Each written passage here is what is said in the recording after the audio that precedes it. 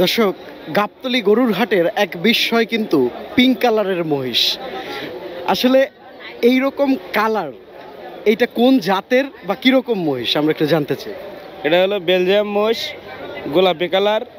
এটা খুব ভালো জিনিস।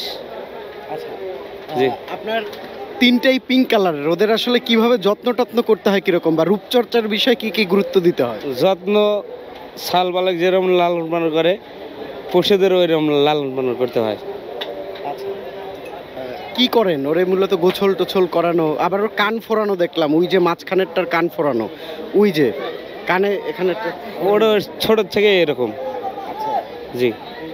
আপনার কত দাম উঠেছে তিনটার? তিনটে দাম উঠেছে 13 লাখ। জি। ছাড়ার ইচ্ছা কত হলো তিনটা?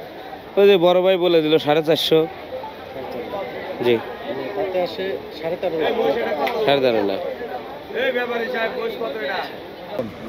আমি বলে দিছি, আপনি যদি ভালো লাগে আমি তাহলে বাইর দিবেন। করছি, টাকা নেন।